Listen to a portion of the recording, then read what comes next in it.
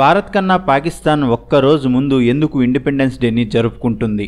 ఈ ప్రశ్న చాలా మందికి వస్తుంది. చాలా మంది బ్రిటిష్ గవర్నమెంట్ ముందు పాకిస్తాన్ని ఏర్పాటు చేసి తరువాత ఇండియాకి స్వాతంత్రం ఇచ్చిందని అనుకుంటూ ఉంటారు. కానీ అది కాదు.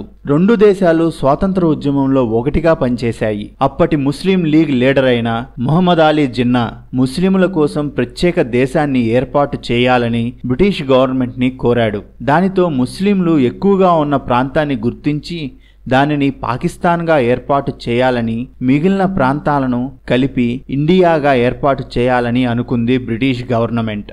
అన్నిటినీ ఏర్పాటు చేసుకుని రెండు దేశాల సరిహద్దుల్ని నిర్ణయించి సరిగ్గా ఆగస్టు 15న రెండు దేశాలకు ఆ దేశ బాధ్యతలను అప్పగించింది.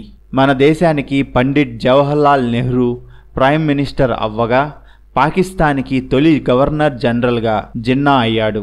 నిజానికి రెండు దేశాలు తమ తొలి ఇండిపెండెన్స్ డేని ఆగస్టు 15నే జరుపుకున్నాయి. అయితే తరువాతి సంవత్సరం మాత్రం పాకిస్తాన్ తన ఇండిపెండెన్స్ డేని ఆగస్టు 14న జరుపుకుంది.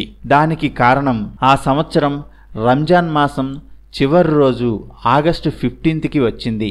అంటే 1948 ఆగస్టు 15 ముస్లింలకు రంజాన్ రోజు 27వ రోజు కావడంతో మొహమ్మద్ అలీ జిన్నా ఆ సంవత్సరం ఇండిపెండెన్స్ డేని ఆగస్టు 14న జరిపారు. దానితో పాకిస్తాన్ ఆ రోజునే అధికారికంగా స్వాతంత్ర దినోత్సవాన్ని జరుపుకుంటూ వస్తుంది. 1948 జూలైలో పాకిస్తాన్ విడుదల చేసిన పోస్టల్ స్టాంపు మీద కూడా ఆగస్టు 15, 1947నే పాకిస్తాన్ స్వాతంత్ర దినోత్సవంగా పరిగణించాలని దాని మీద ముద్రించి ఉంది. ఇండిపెండెన్స్ డే యాక్ట్లో కూడా రెండు దేశాలు పాకిస్తాన్ మరియు ఇండియాకి ఆగస్టు 15న స్వతంత్ర దేశాలుగా పరిగణించబడతాయి అని చెప్పబడింది.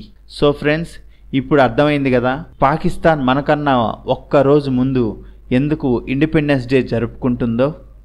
ఈ వీడియో మీకు నచ్చితే లైక్ చేయండి, లేకపోతే కామెంట్ చేయండి. ఏది ఏమైనా సబ్స్క్రైబ్ చేసుకున్న తర్వాత బెల్ సింబల్ నొక్కడం మర్చిపోవద్దు.